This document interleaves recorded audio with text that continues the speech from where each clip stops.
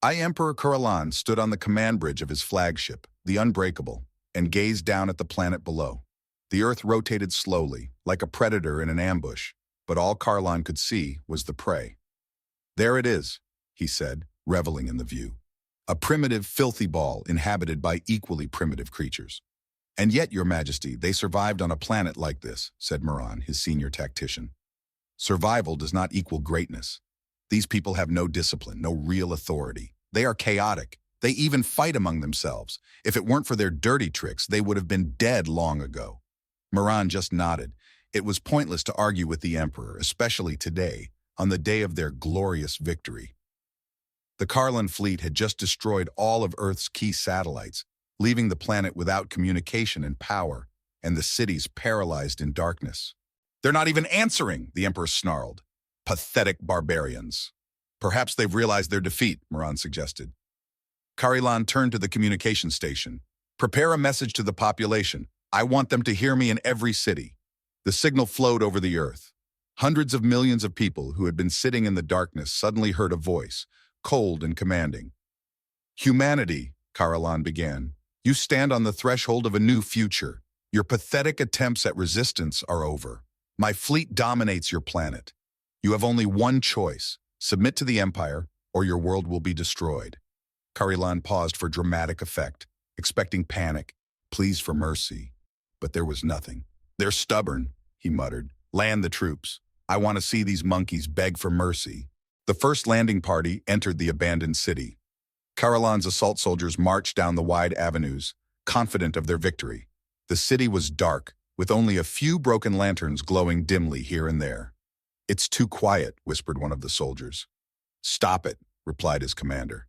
At the same moment, the wall of one of the houses exploded, and an avalanche of rubble fell from the ruins. The soldiers rushed back, but it was too late. Invisible snipers opened fire. Laser pulses slammed into their armor, finding weaknesses. "Ambush!" the commander shouted, but his voice was drowned out by another explosion. Shadows emerged from the darkness, people in dark overalls with weapons that looked primitive but worked surprisingly well. They hit quickly, mercilessly, and then they disappeared. "Report!" Karilan barked when the news of the first squad's defeat reached the flagship. "Losses are 100%. What are the casualties among the humans?" Moran looked at the report in silence. Karilan punched the console. "They're cowards! They're hiding like rats!" Moran couldn't help himself. "Your Majesty, these rats just destroyed our landing party with pinpoint accuracy." "No!" Karilan roared, his voice echoing across the bridge. "We will reduce them to dust. Send Admiral Zoran with his best elite units. I want this city to burn." Admiral Zoran led his elite troops into the city the next morning. Their armored convoy entered the city, confident in their own invincibility. "Burn everything," Zoran ordered. They were met with silence. The houses were dark, the windows empty. The column moved deeper into the city until it reached the bridge. "This doesn't look good," one of the sergeants muttered. "Hold the line," Zoran snapped. And then the bridge pylons exploded. The convoy was cut off from the rear. The same shadows appeared from the dark alleys again. "Ambush!" someone shouted. Fire poured down on the Imperial soldiers. They tried to respond, but fired into the darkness while the humans ruthlessly knocked them out one by one. Admiral Zoran tried to call for reinforcements, but it turned out that their communications were blocked. Before his eyes, the last of the soldiers fell under the blows of what they considered primitive barbarians. "Your army has surrendered." A calm voice sounded in Karlan's office as he listened to the message of Zoran's surrender. The Emperor felt a chill run down his spine. "That's impossible." "Your Majesty." Moran tried to say something soothing. "No." Kalan clenched his fists until his fingers crackled. "It's just a coincidence. These people are barbarians. They cannot win." Moran thought of the shadows disappearing into the darkness, and of their weapons, which looked so much like primitive rifles, but killed with terrifying accuracy. "They are not just barbarians," he whispered. Karilan did not hear him. He was already planning a new attack, a bigger, more brutal one. He was sure that the people would not survive this time. He only had to wonder why these barbarians were always winning. Emperor Karlan nervously clutched a glass of bitter galactic wine. His hand was trembling, not from fear, but from rage. He could not understand how a bunch of primitive barbarians had managed to defeat entire units of his elite troops. "Your Majesty," Moran, his senior tactician, said carefully, "perhaps it is time to reconsider our strategy?" "Reconsider?" he snorted disdainfully. "They survived by a stroke of luck. Guerrillas, chaos, and chance are not strategy." "They survive far too well for mere chance," Moran frowned. "This is not chaos. It's a hunt, and they are hunting us." Carillan waved him off. "Enough. They do not know how to fight openly. I'll order a sweep of the cities to destroy every hole they're hiding in. We're going to get these rats out of the cracks." Moran sighed. That's what they're waiting for. That same evening, 200 Imperial soldiers were combing a city. The unit under the command of Captain Turan moved slowly through the narrow streets. In the darkness, the lights of their helmets cast long shadows on the walls. "It's too quiet," one of the soldiers muttered. "Stop whining," Captain Turan snapped. "They're just scared." "If they're scared, why have we lost 3 patrols in a week?" The captain didn't answer. He didn't have an explanation himself. The people did not engage in direct combat. They disappeared into the darkness, dissolved among the ruins, and then attacked by surprise, quickly and brutally. "At least it's not cold here," one of the soldiers grumbled, trying to cheer his comrades up. "Oh yeah, a real resort," another grumbled. "What was that?" one of the soldiers asked. "Probably a rat. Let it be a rat." The silence lasted only a second. Then the wall on the left exploded.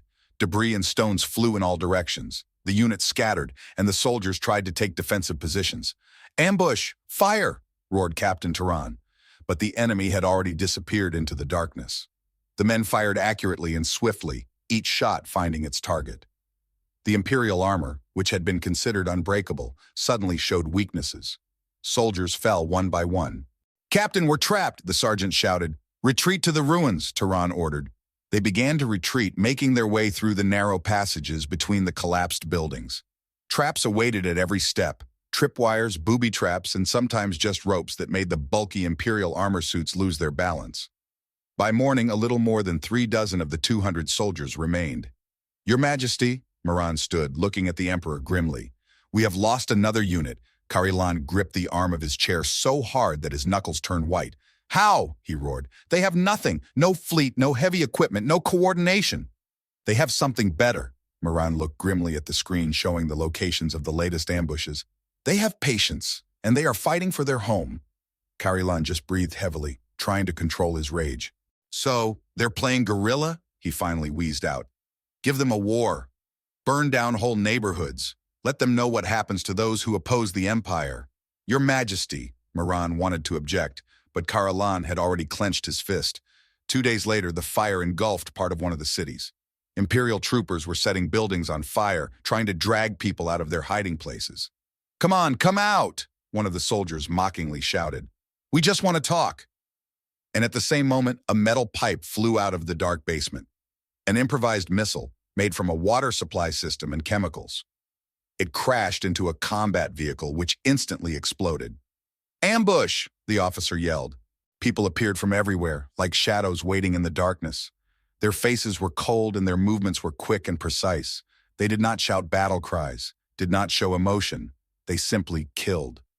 The Empire unit disappeared again in flames and chaos. Aboard the Unbreakable, Emperor Carillan stared at the screen with the casualty report.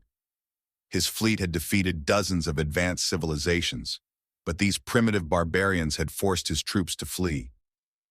"These people," he whispered, "they don't fight wars. They hunt." Moran nodded silently. "They are fighting for their home," he said quietly, "and they will not retreat." Carillan lowered his head, feeling something new, not anger, not pride, but cold fear. "This is not a war. It's a farce," Emperor Carillan roared, sharply pushing aside the report with the list of casualties.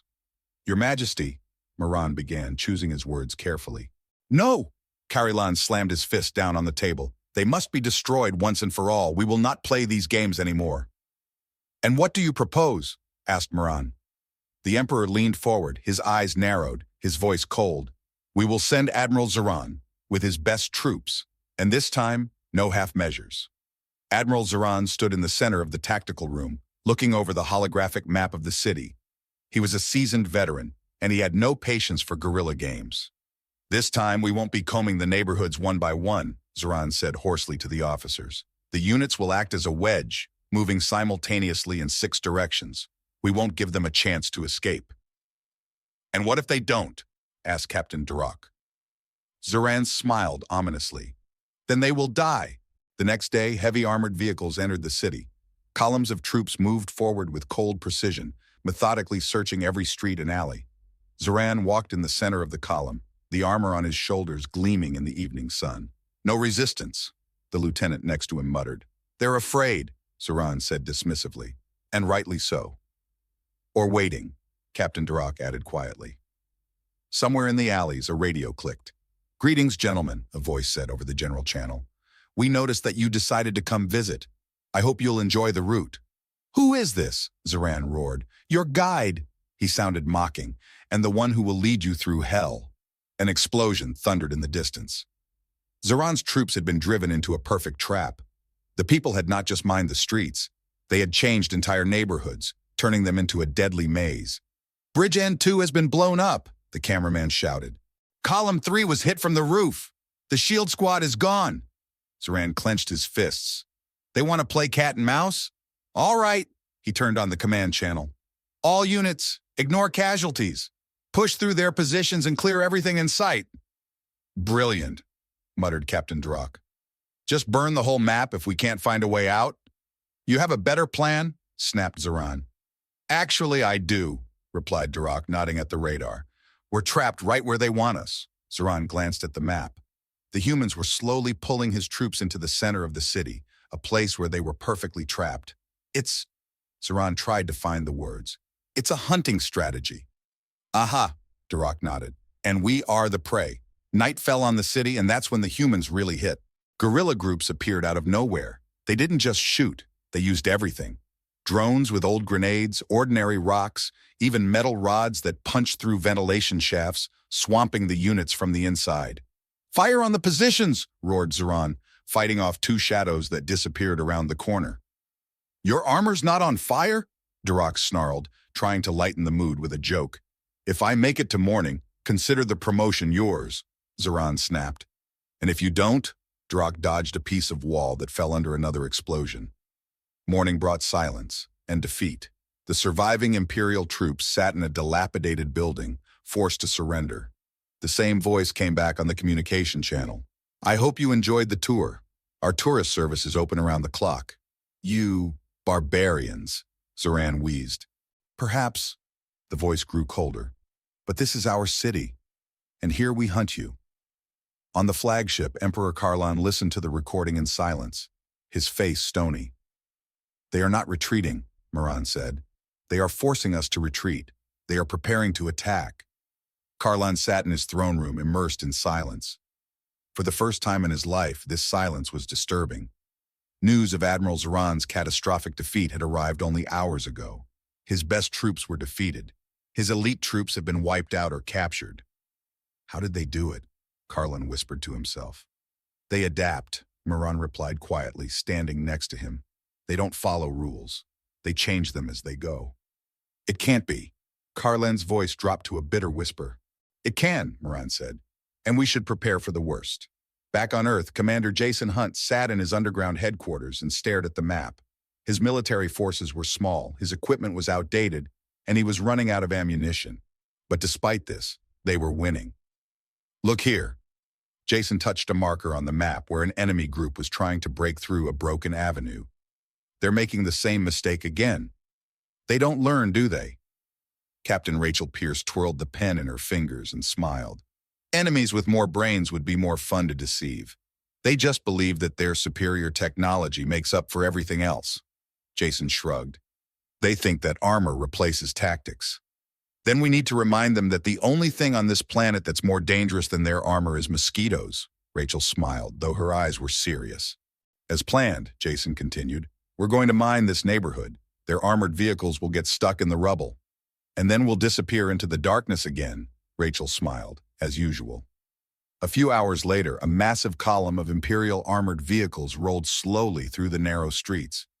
Dust rose into the air, and the darkness between the ruins seemed as thick as tar. Scanners are showing movement, one of the officers reported. Let them try, Captain Duroc grumbled, his hand on the radio. East Wind Team, are you ready? Jason's voice came over the channel. A second later, the first explosion went off. The armored vehicle at the head of the column shuddered and froze, its tracks turning to molten metal. "Ambush," the officer yelled. Keep moving, Zorak shouted, but it was too late. Homemade grenades flew from the sides of the street, exploding between the armored vehicles. Sewer manholes exploded, sending streams of fire and debris straight into the Imperial ranks. "This isn't a tactic," Zorak whispered, clutching his head. "This is a goddamn meat grinder." "Welcome to our beautiful city," Rachel's voice cut through the comms. "Thank you for joining us on our tour of the local sites. We hope you enjoy our underground traps, ruins with a convenient collapse system, and unpredictable surprise explosions." "You're kidding," Zorak roared into the communicator. "No, it's a cultural program," Jason replied. "We know a great casket supplier." The surviving Imperial troops barely made it out of the city. Some even abandoned their weapons. And above them, drones appeared in the sky. Old, handmade, but effective. They did not open fire. They circled silently over the battlefield like crows waiting for the enemy to finally fall. Aboard the Unbreakable, Karilan paced the command room nervously. "Your Majesty," Moran began, "I must admit, they know what they're doing. They're only delaying the inevitable." Karan punched the map. "They can't win. Your Majesty." Moran spoke softly, almost a whisper. "Maybe they're not a delaying. Maybe we're the ones who are losing." Karilan looked up at him, his usual confidence gone. "They are only human," Moran nodded grimly. "Human, and that's their advantage." In the underground headquarters, Jason Hunt pushed back his helmet and sighed. "We've bought time, but they'll be back, with something new." "Well, as long as they think we're wild apes, we have a chance," Rachel smiled. "And if they change tactics?" Jason asked. "Then," Rachel shrugged, "then we'll find an even stupider way to beat them." They both laughed. The terrible, hard laughter of men who knew they hadn't won yet, but who weren't about to give up. "As long as the Earth turns," Jason said, staring out the window, "they'll never win." Emperor Karlan stood in front of a huge panoramic screen aboard the flagship Unbreakable. Burning cities, destroyed convoys of vehicles, and defeated battalions of his best soldiers were all displayed in bloody colors. "How many?" he asked in a low voice. 23,000 casualties," Moran answered quietly. Karlan slowly ran his hand over his face. His fingers trembled. 23,000, he repeated bitterly, "and all at the hands of barbarians." "They are not barbarians," Moran said carefully. "They are something else." Karlan clenched his fists. "These others are killing us like hunters hunting prey." "Because they are hunters," Moran growled. "No," Karan shook his head. "They've just set their traps well. Their luck won't last." "Their luck has already lasted 3 months, Your Majesty," Moran reminded him quietly. The underground command center of the human resistance resembled a beehive, throbbing with people who hadn't slept in days. "We have a problem," Rachel Pierce said as she entered the command room. "Intelligence has confirmed they've brought in heavy artillery. This time they're not going to come through the streets. They're going to take them down with us." "How much time do we have?" Jason asked. "Half a day? Maybe a little more if they decide to slowly ring us in." Jason paused, looking at the map. "So they're going to wipe us out." "Looks like it." Rachel sat down on the table, sighing heavily. "Don't you think they're more nervous than we are?" "Maybe," Jason muttered. "If they've come to fight the way they do best." Jason touched a point on the map where enemy artillery was gathering on the outskirts. "Then we'll make them fight our way." "Oh, I can already feel it's going to be something stupid." Rachel shook her head. "Not stupid, but effective," Jason winked. A few hours later, a column of Imperial vehicles lined the wide street, armored guns rolling slowly forward. "The scanners show minimal activity," one of the officers reported. "They're running away," Zorak grumbled. They finally realized that their end was near. And then a metal box flew from the roof and fell right in front of the first car. The case exploded, scattering small metal plates all over the column. "What is it?" Zorak roared. "Magnetic mines!" the technician yelled. "They are activated by movement!" Zorak barked. All the vehicles froze. The convoy was trapped. "And now?" A voice came over the comms channel. "We'll talk about hospitality." The first shot hit the side building. The wall collapsed, burying part of the column under the rubble. The people were not just shooting at us, they were deliberately destroying roads and buildings, creating chaos. "We can't even turn back," An officer shouted. Who says we're going to let you? Rachel Pierce's voice came through. Dozens of drones emerged from the dark alleys and fired at the vehicles from the flanks. These were not powerful missiles, just modified drones with metal rods that pierced radiators, fuel tanks, and steering mechanisms. The vehicles suffocated from overheating, and the crews rushed outside in panic. People were waiting for them there. Karilan looked at the screen, watching another of his units die. Your Majesty. Moran's voice was quiet, almost sympathetic. It's over. No, Kron whispered. It's impossible. The humans have done the impossible with their weapons. Moran sat down next to him. They're changing the rules. In every war. In every battle. Karilan looked up, his gaze blank. So what do we do now? I suggest negotiations, Moran replied. Karilan closed his eyes, and for the first time in his life, he understood what it felt like to be a loser. 2 days later, Jason Hunt received the Empire's delegation in the basement of the former City Hall. The Imperial representative, pale and exhausted, heavily lowered a metal device on the table, a sign of truce. We recognize, he said hoarsely, your planet and your victory. You know, the Imperial envoy muttered, no one in the galaxy believed that your race could survive this war. Jason smiled, tired but satisfied. Yes, he replied, we didn't either. But we knew that if we were backed into a corner, we would just rip that corner out and hit them over the head with it. Everyone in the room laughed. Humanity had won not only with weapons, but with its spirit, and now this story was to become a legend. The truce came, but it felt like the calm before the storm. Emperor Karlan stood in his throne room aboard the flagship Unbreakable. His shoulders were tense and his eyes burned with rage. We have signed a truce with the apes. The Emperor's voice was cold and dull. This is the most shameful day in the history of the Empire.